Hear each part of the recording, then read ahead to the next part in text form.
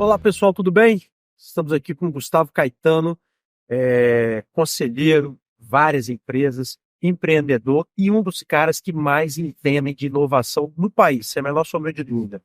Ele veio a Vitória participar de um evento de lançamento do Made in ES, agora de 2024, da Rede Gazeta, e também faz parte do Made in ES do ES 500 anos, né? Que é quando o nosso estado vai fazer 500 anos. E claro, precisamos olhar para frente, né, Gustavo?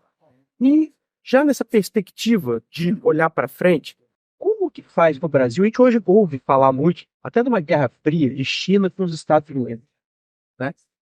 Como é que faz para o Brasil ganhar terreno nessa competição que é mundial? Está faltando para o Brasil? Primeiro, um prazer estar aqui. Eu me sinto em casa no Espírito Santo. Sou mineiro, mas como todo bom mineiro, a gente adora, né, o nosso estado vizinho. É, o nosso país, ele é um país que tem muito potencial, mas a gente tem dificuldade de chegar lá, né? Desde criança eu escuto que o Brasil é o país do futuro e a gente é sempre o país do futuro e parece que nunca chega. Mas para mim tem um ponto muito específico que faz com que a gente fique cada vez mais distante do cenário de competição global, de inovação, tecnologia, que é a educação. A educação está diretamente ligada com a inovação. Só consegue inovar se a gente tiver capacidade de conectar os pontos. E você só consegue conectar pontos se você tiver a capacidade de interpretar coisas diferentes e olhar para lugares diferentes. E aí sim juntar, né, todos esses pontos para criar algo que não existe ainda. As inovações, você pega países como os Estados Unidos, que é extremamente inovador, a própria China, tem um lado educacional muito forte. Prepara as pessoas para resolver problemas, não só para decorar, né, como é ainda a educação aqui no nosso país. Né? Tá treinando o menino a decorar o livro, para passar no Enem. Hoje eu ainda falo com pais que a maior preocupação é se o filho vai passar no Enem ou não.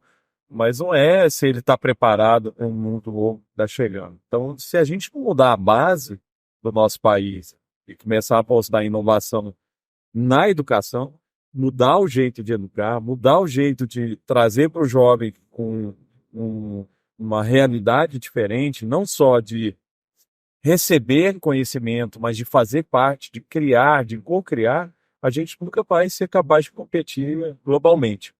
A gente não vai conseguir ter o que você chamou de mentalidade do crescimento, né? Mentalidade do crescimento. Eu tive a oportunidade de fazer um bate-papo de 1 hora com o Satya Nadella, que é o presidente mundial da Microsoft. E o Satya ele trouxe um negócio. O Satya, ele é hoje possivelmente a figura mais importante no mundo dos negócios.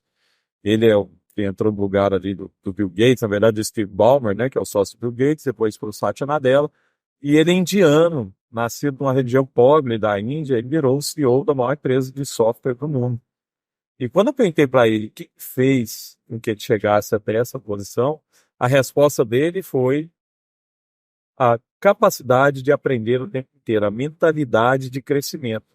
Tem um livro chamado Mindset, que é um livro que fala que você tem dois tipos de mentalidade, basicamente. Uma é a mentalidade fixa, que é o que eu aprendi até hoje vai me levar para o resto da vida.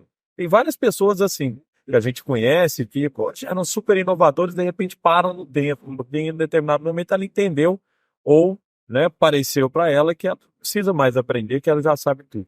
Esse é um erro muito grande.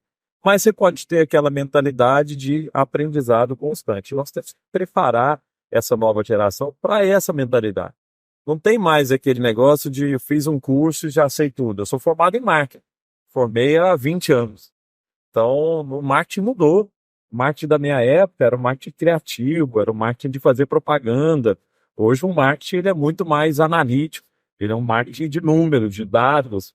Então, se a gente não entender que as coisas evoluem e evoluem numa velocidade cada vez maior e que a gente precisa estar sempre aprendendo, a gente vai para um lugar que também nos afasta da inovação, nos afasta do novo. É aquela coisa de estar aprendendo o tempo todo. O tempo todo e fora dos nossos ciclos. Tinha um professor meu de Stanford que falava que a gente vive numa câmara de eco, onde a gente escuta o que a gente fala de maneira ampliada. Isso quer dizer que a gente geralmente vive em grupos muito parecidos. Então, médico vive em grupos de médicos, minha família é de médicos. Sai com médico, casa com médico, só vai em congresso de médicos. Meu irmão, que é cirurgião plástico, por exemplo, em São Paulo, falei para ele, poxa, Léo, se você aprender marketing digital ou medicina, você pode ter um diferencial competitivo. E ele foi por esse caminho e está com a clínica cheia. Por quê? Porque a gente tem que sair da nossa bolha. Nós temos que nos colocar, o aprendizado vem também do desconforto. O aprendizado vem da gente ler coisas, estudar coisas, conversar com pessoas que são diferentes do nosso mundo, do nosso meio, porque é aí sim que a gente passa a ter visões diferentes também em relação ao futuro e em relação ao nosso próprio negócio. E tem que ter resiliência, porque furar a folha dá trabalho, né? Dá trabalho e não é confortável. Eu participo de conselhos consultivos, de bancos, de empresas de varejo, de PG Logística. Nunca trabalhei em nenhum desses mercados. Do conselho de uma grande empresa de siderurgia e eu nunca trabalhei com aço, não tinha nem ideia do que era aço. Mas o que é a minha visão quando eu sento num lugar desse? É desconfortável. Porque você tem ali especialistas. Quando eu estou no conceito do banco, um monte de especialistas em banco. Eu posso falar para pessoas que são especialistas há 30 anos no mercado. O meu ponto é, quando eu estou num lugar desse, que é desconfortável, eu estou aprendendo. Estou tendo uma visão sobre o mercado financeiro que eu não tinha antes. E também eu consigo trazer coisas que eles não estão vendo. Por quê? Porque eu tenho repertório. Depois da troca. Quanto mais amplo for o seu repertório, mais a chance de você conseguir trazer inovação. Quanto mais restrito for, sou especialista só em aço, sou especialista só em mineração, sou especialista só em logística, a chance de você conseguir pensar diferente da sua indústria é muito pequena. Porque você está restrito, seu repertório é muito restrito. Você sabe o que todo mundo faz. Você sempre, as empresas grandes, elas tendem a copiar o que outras empresas grandes fazem. Por quê? Porque é um monte de especialista que fala, mas em banco todo mundo faz assim. Aí vem um banco que é montado por pessoas que não são de bancos e faz diferente. E a mesma coisa acontece em plano de saúde, a mesma coisa acontece em vários mercados que tem acontecido isso. Vem alguém que nunca trabalhou naquele mercado e resolve um problema que existe há muitos anos de um jeito diferente. Por exemplo, o próprio iFood resolveu o problema de delivery. Há quantos anos existe delivery? Quantos anos você recebe pizza em casa? Há muito tempo. Mas por que alguém resolveu diferente? Porque alguém teve uma ideia que ninguém fazia antes. A Nubank agora está batendo com o Está valendo mais do que passou os grandes bancos. Exatamente. Por quê? Porque fez um banco simples, um banco diferente. Um banco que não era o que todo mundo faz dele. O Nubank começou com a abertura de conta digital. Todos os outros bancos você tinha que ir na agência para abrir ou fechar a conta. Como é que você fecha a conta do Nubank? Dentro do aplicativo você clica e fecha. Como é que você bloqueia? Eu lembro de ter recebido uma vez um cartão de crédito e aí eu fui mudar a senha do meu cartão de crédito no aplicativo. Fiz todas as autenticações. Visual, dedo, token, senha, mudei a senha. O que ele falou para mim? Agora vai no caixa eletrônico e insere o cartão lá para ter certeza que é você. Olha como é que tem atrito. E aí vem uma empresa como o Nubank, onde você muda a senha fácil, você bloqueia e desbloqueia o seu cartão de crédito com um clique, você não tem que falar com o gerente, não tem que ligar. Então, esse é o tipo de mentalidade que eu acredito muito. Eu escrevi um livro que é best-seller, chamado Pense Simples, que ele fala exatamente sobre isso, que a gente tem que fazer as coisas com simplicidade, porque o simples engaja as pessoas. O simples vai fazer com que seu aplicativo, a sua empresa consiga escalar, chegar em mais gente. A gente falou da educação e logo a gente linka a educação na questão do Estado. Vamos olhar um pouquinho para as empresas. Você tocou na questão da simplicidade. Você acha que as empresas brasileiras, claro, não estou falando de todas, mas assim, quando elas tropeçam na hora de inovar, né, você acredita que um dos motivos é não estarem pensando de maneira mais simples? Contrata-se aquele monte de tecnologia, aplicativos, painéis, dashboards. E às vezes a coisa é mais simples do que... Com certeza, com certeza. Para mim, o grande segredo da inovação está ligado diretamente com a simplicidade, porque a simplicidade faz com que as pessoas usem o seu produto ou serviço. E a gente tende a achar que para inovar eu preciso criar alguma coisa que ninguém fez ainda, que é super complicada. Lembra do videocassete? Para fazer uma gravação de um videocassete, eu lembro meu pai tentando gravar o show do Roberto Carlos. Era você botar o horário no videocassete para começar a gravar, parar de gravar, era super difícil. Hoje, com os aplicativos, você consegue fazer coisas muito mais complexas. Por exemplo, o Waze é um aplicativo que tem uma complexidade por trás muito grande. Ele tem que fazer um monte de cálculos. Ele tem inteligência artificial, ele tem análise de dados, mas ele te vende o quê? Você só precisa falar para onde você quer ir, que eu vou te falar o melhor trajeto para chegar lá, com o menor trânsito, com o melhor tempo. Ele está vendendo a simplicidade. O próprio WhatsApp, a minha avó tem 92 anos e usa o WhatsApp. Por quê? Porque não tem segredo. Você quer mandar um texto, tem um microfonezinho, você manda o áudio. Você quer escrever um texto, você clica lá e escreve o texto. Quer mandar foto, tem uma figurinha da foto, você clica e carrega a foto. Então, esse é o tipo de coisa que a gente tem que pensar. Agora, nas empresas, geralmente, a gente pensa na tecnologia primeiro, antes de pensar em qual problema que eu estou resolvendo. Preciso usar a inteligência artificial. Todo mundo agora quer usar a inteligência artificial. Mas se você perguntar por quê, muitos não vão conseguir te responder. Para que você quer usar? Eu quero resolver um problema do meu cliente, mas para quê? Às vezes não é inteligência artificial. Uma das grandes inovações que a CIA fez, a CIA é uma das empresas de varejo que mais cresceu na Bolsa no ano passado, porque conseguiu fazer inovações, algumas para dentro, mas outras para o cliente, que geraram muito retorno.